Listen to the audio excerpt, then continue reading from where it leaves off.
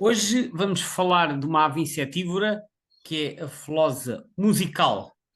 Esta espécie não inverna nem nidifica em Portugal, mas aparece cá todos os anos durante as suas passagens migratórias a caminho do norte ou de regresso a caminho de África.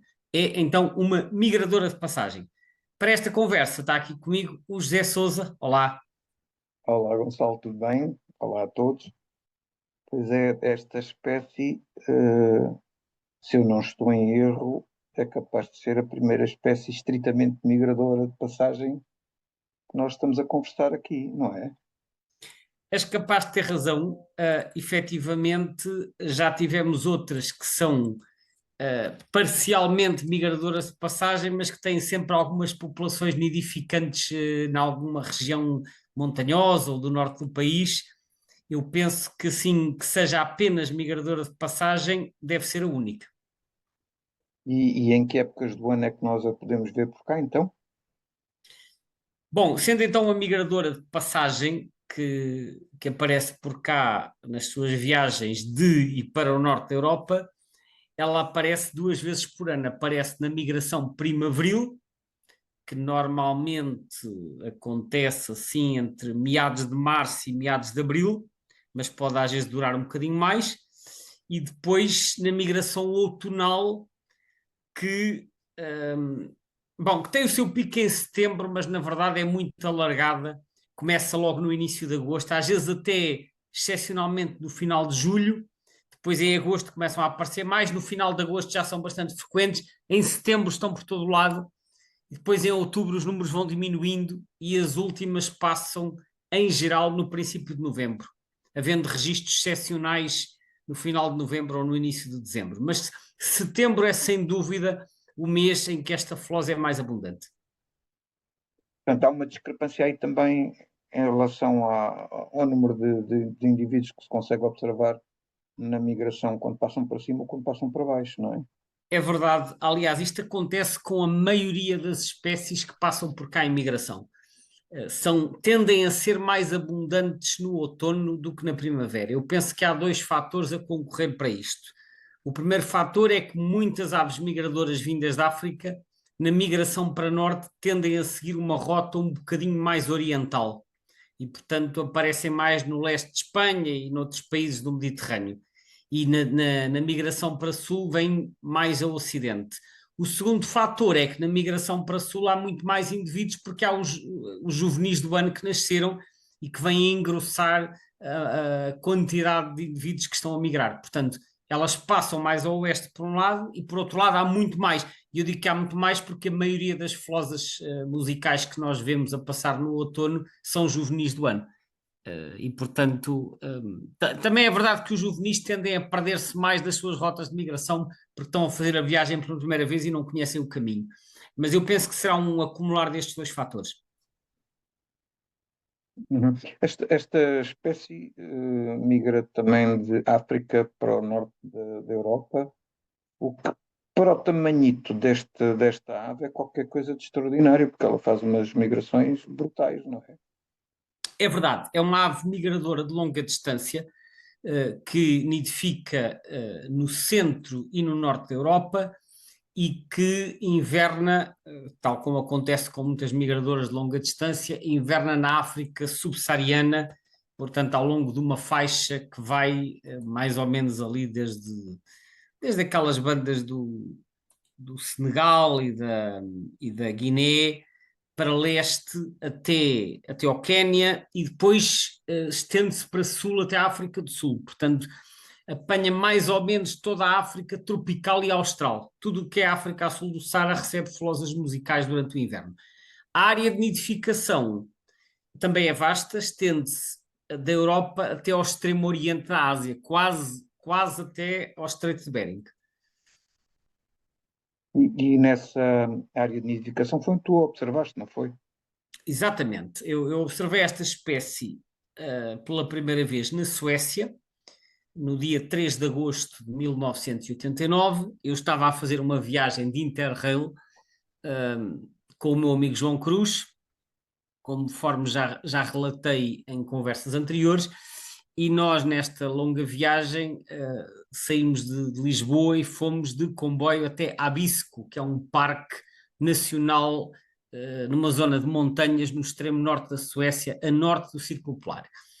E enquanto lá andámos, eu tive a oportunidade naturalmente de ver várias espécies de aves que ainda não tinha visto, e uma delas foi a flosa musical. Eu na altura ainda não tinha assim muita experiência, embora já vi aves há quase 2 anos, ainda era um bocado maçarico nestes grupos mais difíceis, que é o caso das flosas, e portanto não estaria ainda muito à vontade, só que no caso desta flosa musical, há aqui 2 aspectos que eu acho que vale a pena referir. O primeiro é que esta espécie é extremamente abundante na Suécia. Aliás, eu em visitas posteriores que fiz à Suécia, reparei que quando ia a circular de carro lá pelo norte da Suécia, se eu parasse assim num sítio ao acaso no meio da estrada, para escutar o que é que havia 3 espécies que se ouviam em quase todo o lado, que era o tentelhão montês, o touro de Zornal e a flosa musical. Dos 2 primeiros já falámos, da flosa musical falamos hoje. Portanto, é uma espécie muito abundante. E depois, há outro aspecto, é que as outras espécies do género Filoscopes com as quais esta flosa se pode confundir, não ocorrem naquelas latitudes.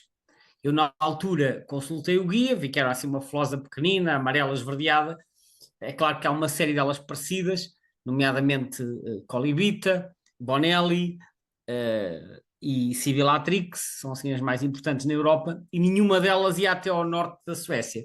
E, portanto, neste caso, eu, além de ver as características da ave, usei também a distribuição como um critério adicional. Aliás, eu aproveito isto para deixar um bocadinho um alerta, que quando nós vamos a um país diferente, e sobretudo se for assim, um país mais distante daquele onde moramos habitualmente e onde habitualmente vemos aves, quando vamos a um país diferente, é sempre boa ideia olhar para os mapas de distribuição, porque nesse outro país muitas vezes nós encontramos espécies que não há habitualmente no nosso país de origem, e as espécies que há no nosso país de origem não estão presentes nesse país distante. Porque isto acontece porque cada espécie tem a sua área de distribuição geográfica e, portanto, o critério da distribuição muitas vezes é útil para nos ajudar enfim, a eliminar certas opções. É claro que isto não é um critério absoluto, porque as aves são seres de grande mobilidade e podem aparecer fora da área normal de distribuição, mas como primeiro critério de filtragem, sobretudo para aves assim mais comuns, normalmente dá uma boa ajuda. E, portanto, eu neste caso, como aliás já tinha referido na última conversa no Rabo Ruivo Testa Branca, em que eu também vi uma ave com o rabo ruivo, era uma fêmea quando vi pela primeira vez, eu ainda não conhecia a espécie, mas depois o outro com que se poderia confundir era o rabo ruivo preto, também não ocorria naquelas latitudes lá em cima, em Abisko, e portanto foi também com base no critério da distribuição que eu cheguei ao rabo ruivo testa branca. Portanto, aqui neste caso um critério adicional que às vezes pode ser útil para fazer a identificação. Foi então nesta viagem à Suécia que eu observei a flosa musical pela primeira vez. Realmente, quem olha para o mapa do site do EBBA2 e vê, e em particular para ver, nesse mapa de abundância, de facto é um disparate a abundância desta ave ali para os países nórdicos. Mas depois Exato. também, começamos a ver, ainda tem ali alguma abundância razoável por aí abaixo, até depois chega ali França e para, já não chega aqui Sim, para isto é claramente uma ave do norte da Europa. Como eu disse, era extremamente abundante na Suécia, quando eu lá estive, e quando nós olhamos para o mapa de abundância, nós vemos as bolinhas mais escuras, que correspondem às frequências mais elevadas, principalmente nos países nórdicos, portanto, Noruega, Suécia e Finlândia, também ali no Báltico, na Polónia e ainda nas Ilhas Britânicas. E depois, à medida que vamos descendo em latitude, elas vão se tornando mais escassas, e há ali uma espécie de linha de corte por volta, assim olhando para o mapa a olho, eu diria que está ali nos 45 graus de latitude. 45 graus será a latitude de Bordeaux, que é uma cidade do sudoeste de França, e será a latitude do norte de Itália, ali pela zona dos Alpes, e depois estende-se para leste pela Eslováquia e pela Roménia.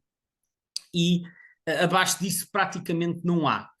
Agora, é curioso referir, vale a pena detalhar aqui um bocadinho a situação em Espanha, porque em Espanha, a situação da flosa musical em Espanha é algo que é um bocadinho, por um lado, curioso, por outro lado, intrigante. quando eu comecei a olhar com mais atenção para a situação das aves em Espanha, eu apercebi-me que a flosa musical era dada como nidificante nas montanhas do norte de Espanha. Isto vem referido no segundo Atlas, penso que também vem no primeiro, mas pelo menos no segundo vem, em que haveria uma pequena população nas montanhas, principalmente nas Astúrias e em menor grau também na Galiza e no País Basco. Isto nunca me causou grande estranheza porque as espécies mais do centro e do norte da Europa, algumas descem até ao norte da Península Ibérica e têm aí pequenas populações. Portanto, eu achei isso sempre um bocado natural.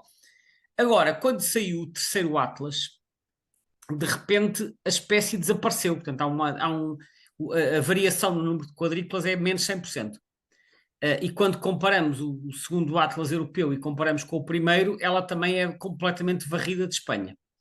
E eu estive a ver o que é que diz o terceiro Atlas espanhol e eles efetivamente não conseguiram confirmar a reprodução desta espécie em Espanha, nem sequer obtiveram indícios sólidos. A questão que se coloca aqui é esta: será que a espécie desapareceu de Espanha como nidificante? Ou será que nunca ocorreu como nidificante e os registros anteriores eram registros erróneos? Porque a bibliografia de há 10 ou 20 anos dizia que haveria qualquer coisa entre 60 e 100 casais nidificantes no norte de Espanha. Portanto, é uma população pequena para uma ave tão diminuta, haveria umas quantas. O problema é que quando estas flosas passam em passagem migratória para norte na primavera, que como eu disse, acontece sobretudo em março e abril, elas muitas vezes estão a cantar. Acontece com outras espécies migradoras que na passagem primaveril estão a cantar. Enfim, não estarão exatamente a defender um território, mas estão ali a vocalizar. E que se isso acontecer, claro que se isso acontece num montado do Alentejo, como eu já tive a oportunidade de ver, ou numa ribeira, ou num amendoal do Algarve, ou coisa parecida, aí claramente são aves em passagem migratória. Mas se isto acontece numa floresta de montanha das Astúrias, o observador pode pensar que é uma ave que está ali a defender um território para se reproduzir. E é possível que alguns destes registros do segundo Atlas, registros feitos nas décadas de 90, de 2000, de 2010, tenham sido interpretados como sendo aves em reprodução, quando na verdade eram aves em passagem migratória primaveril. Não sabemos muito bem, a realidade é que o terceiro Atlas espanhol não considerou nenhum registro de reprodução. E, portanto, diz que a espécie deixou de ser considerada como nidificante em Espanha. Embora não esclarece se desapareceu ou se eram registros erróneos. Podia ser as duas coisas. E em Portugal? Só que atualmente, nós olhando para o Atlas europeu, tem a tal linha de corte nos 45 graus de latitude, portanto, ali um bocado abaixo do meio de França, e em Espanha o mapa aparece agora completamente vazio, que é uma diferença face ao Atlas anterior. E em Portugal não há nenhum registro?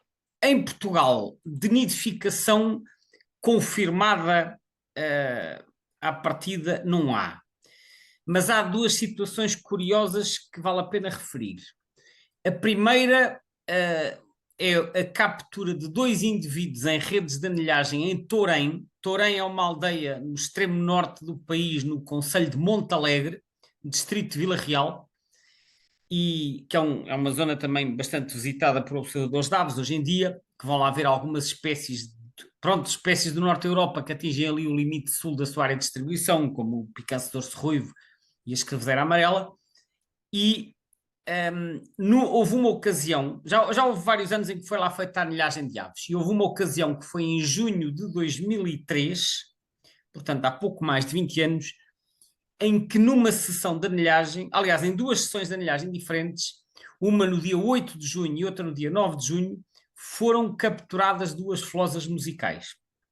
Ora, junho é uma data muito tardia para serem indivíduos migradores, que normalmente eles passam entre meio de março e meio de abril.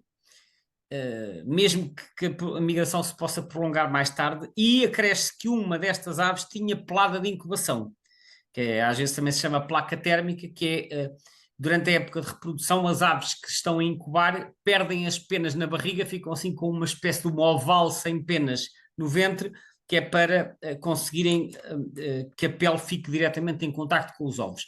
E normalmente isso só acontece quando as aves estão a incubar. Portanto, em contexto de Atlas, isso é considerado nidificação provável. Não é confirmada, mas é provável. Portanto, recapitulando, 2 indivíduos capturados em Torém, em 8 e 9 de junho de 2003, um deles com pelada de incubação. Foi assim um registro fortemente suspeito. Na altura, obviamente, foi surpreendente por não haver outros casos destes em Portugal, mas o facto de haver os tais supostos casos de população nidificante nas montanhas do norte de Espanha, que não são assim tão longe do Gerês, que é onde está Torém, da Serra do Gerês, faz com que este registro tenha o seu quê de plausível. Portanto, não é completamente inusitado. Só que eu saiba, não houve casos posteriores, foi só este em 2003.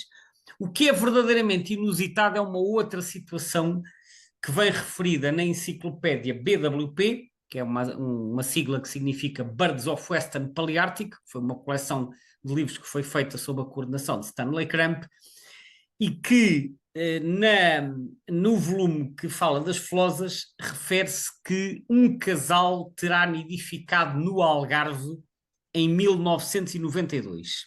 Isto é completamente inusitado, é fora da área de distribuição. Infelizmente, o BWP não dá mais detalhes sobre esta observação e, portanto, não sabemos nem o habitat, nem as circunstâncias, e aqui pode, inclusivamente, ter havido um erro de identificação neste registro. Mas, pronto, ele está publicado numa obra de referência e, como tal, não deve ser ignorado, ou seja, ele deve ser referido, mas também devem ser feitas as ressalvas de que não temos mais informação que nos permita ter a certeza que não houve aqui algum tipo de engano. Portanto, estas são as duas situações que se conhecem envolvendo possível nidificação em Portugal. De resto, como eu disse, é uma ave de passagem. A situação em Espanha é aquela que eu referi, portanto, haveria população nidificante no passado, atualmente é dada como não nidificante, apenas migradora de passagem, que também é muito abundante no país vizinho. O que se sabe também da existência das recapturas é que há muitas recapturas em Portugal e em Espanha, vindas de diversos outros países europeus, desde os países nórdicos, onde são muito abundantes, ilhas britânicas e também alguns países da Europa Central, como a antiga Checoslováquia e a Suíça, entre outros. Uma das coisas que realmente não deve ser trivial com esta espécie é identificá-la, não é? Aliás, flosas normalmente levantam assim, uma série de problemas a quem se inicia na observação das aves. São realmente um grupo difícil. Exato. Bom, a identificação das flosas do género Filoscopos não é de maneira nenhuma fácil, efetivamente. Como eu disse há pouco, quando eu vi a espécie pela primeira vez na Suécia, eu guiei-me essencialmente pela distribuição, ou seja, as outras espécies parecidas estavam à partida excluídas por não ocorrerem naquela região. Agora, cá em Portugal, a situação não é assim, porque nós temos vários filoscopos e, portanto, temos que olhar para outros critérios, nomeadamente critérios morfológicos e critérios vocais. Até podemos começar pelos critérios vocais. Aquela gravação que nós ouvimos no início era o canto da flosa musical, que é aquela cascata de notas descendentes. Portanto, é uma coisa, enfim, passa esta imitação um bocadinho mal amanhada, mas é uma cascata de notas descendentes bastante solta, que é completamente diferente, por exemplo, da sua parente mais abundante, que é a flosa comum, que faz o tal chiff-chaff, que é o que dá origem ao nome inglês, e também diferente do treinado da flosa de Bonelli e também do canto da flosa ibérica. Portanto, todas as espécies de genofiloscopos que ocorrem na Europa se distinguem pelo canto. Quando não estão a cantar é mais difícil, há o chamamento. O chamamento é aquelas vocalizações que são normalmente monossílabos ou dissílabos, e que nós podemos ouvir noutras épocas do ano. A flosa comum faz um chamamento curto e ascendente, que é um wit, assim rápido. A flosa musical é parecido, mas é dissilábico, é tuit, tem mais carga na primeira nota. Portanto, a flosa comum é wit e a musical é tuit, e a Bonelli já agora é wiu, sobe e depois desce. Portanto, são pequenas nuances que, quando nós vamos aprendendo, conseguimos distinguir as várias espécies. Em relação aos aspectos morfológicos, há aqui também diversos pormenores interessantes. Para começar, a cor das patas. A maioria das flosas de filoscopos que ocorrem no nosso país têm as patas normalmente escuras, cinza escura, quase pretas. A flosa musical tem as patas cor de laranja. Normalmente, porque depois há exceções, às vezes aparecem indivíduos com as patas um bocadinho mais escuras, mas normalmente são patas avermelhadas ou alaranjadas. que é uma característica que salta à vista. Também pode acontecer, é raro, mas pode acontecer a Flosa comum ter as patas alaranjadas. Uma vez numa sessão de anilhagem na Ria de Alvor, na Associação A Rocha, eu já para aí em dezembro apanhei uma flosa com umas patas cor de laranja viva e pensei, epá, uma flosa musical nesta altura, e depois fui ver com atenção as biometrias e era uma flosa comum. Tudo batia certo para a flosa comum, menos as patas que eram cor de laranja. Portanto, às vezes são aberrações que acontecem. Mas, portanto, em regra, a flosa comum tem as patas escuras, a flosa musical tem as patas alaranjadas, de uma cor às vezes que até salta bastante à vista. Depois a plumagem é tendencialmente mais amarelada, com tons amarelados e ligeiramente castanho claro, enquanto que a flosa comum é mais para o esverdeado, não é tão amarelo. Estas questões às vezes são um bocadinho variáveis e são um bocadinho subjetivas, mas tem a flosa comum é mais uma cor que eu diria verde azeitona, enquanto que a flosa musical tem mais tons amarelos, sobretudo os juvenis. Os juvenis são muito amarelos por baixo, os adultos são mais brancos, só com umas resquinhas amareladas no peito.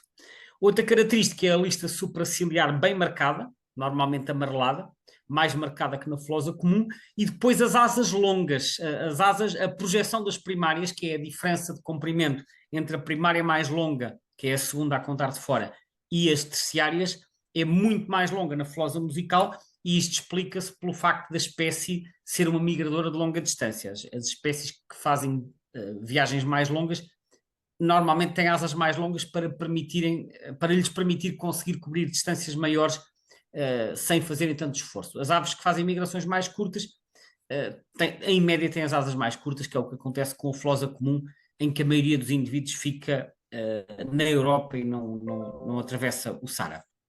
Portanto, isto são assim as principais características que distinguem a espécie. Depois ainda há a questão, obviamente, das épocas de ocorrência. A flosa comum é essencialmente invernante no nosso país, embora às vezes apareça na época dos ninhos, enquanto que a flosa musical aparece, como eu disse, março, abril e depois agosto, setembro, outubro. Enquanto que a flosa comum aparece principalmente de outubro ao início de março.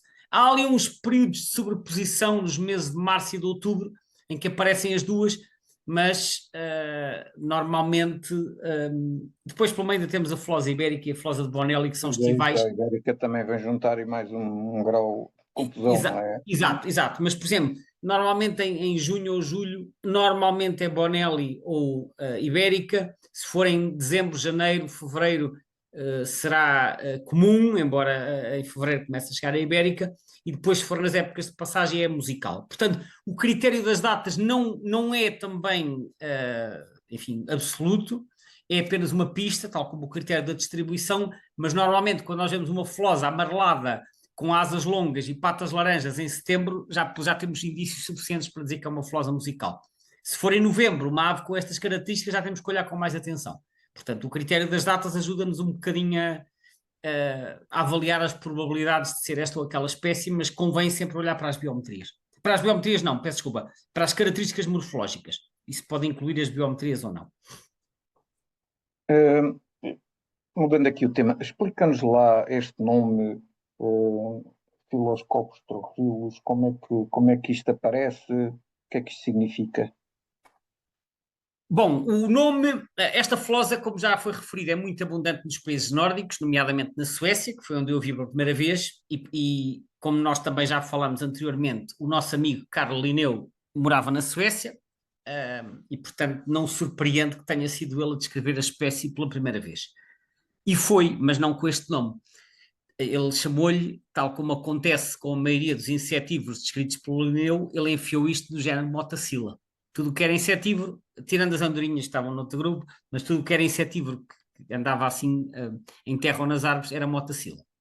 Então ele chamou-lhe Motacilla trochilus. Depois, alguns anos mais tarde, alguns anos já no século XIX, houve então aqui uma revisão do género, e é nessa altura que é proposto o género Filoscopus. O Filoscopus é proposto pelo ornitólogo alemão Friedrich Boy em 1826.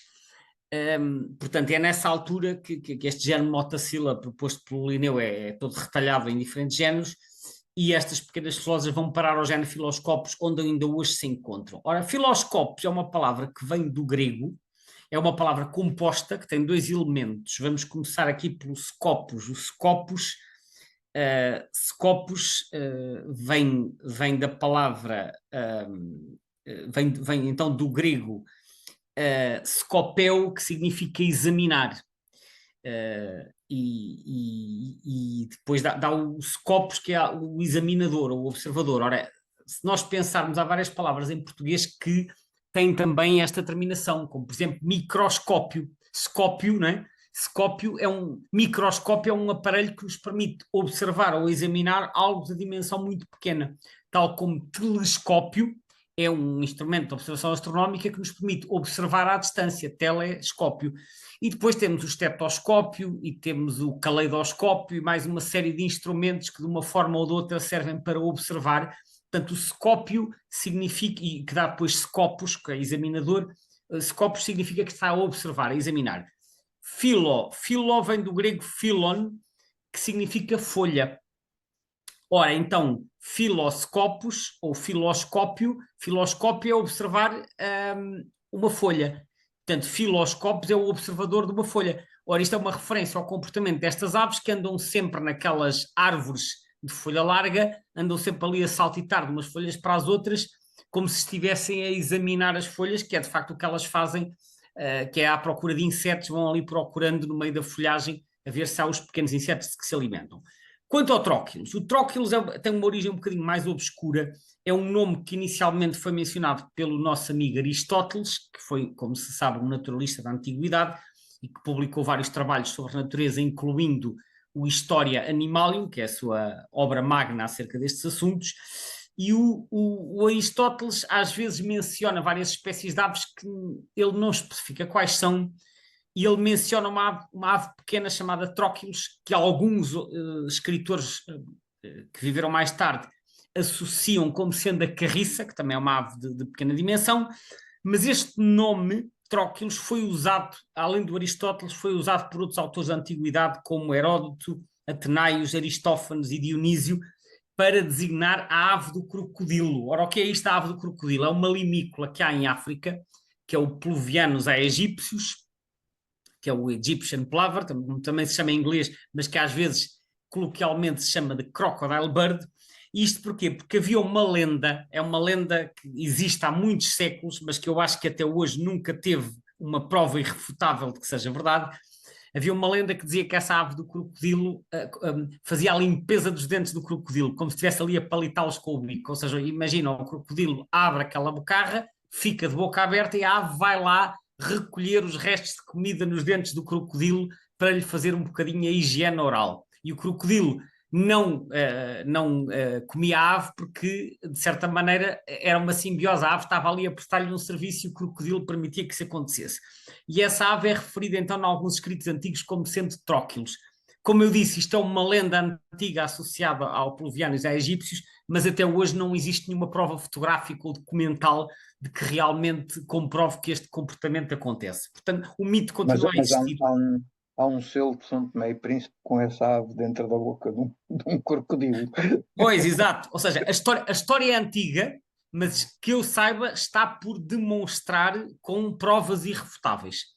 Só que o mito vai persistindo, até porque é assim, mesmo, eu acho que mesmo que as pessoas já, hoje em dia mais ou menos tenham noção de que isto é assim uma coisa um bocadinho fantasiosa, a história de facto é engraçada e portanto as pessoas vão continuando a repetir que esta ave faz a limpeza dos dentes dos crocodilos. Mas pronto, eu só estou a referir isto por causa desta ave também ser referida então como tróquilos. Portanto, resumindo, não sabemos bem a origem do tróquilos, a não ser que ele era referido por Aristóteles, mas depois esse nome acabou por ser adotado pelo Linneu para designar a flosa musical. Já agora uma nota final sobre o nome português. O nome português da flosa musical que eu tenha descoberto aparece referido pela primeira vez pelo Germano Sacarrão em 1962.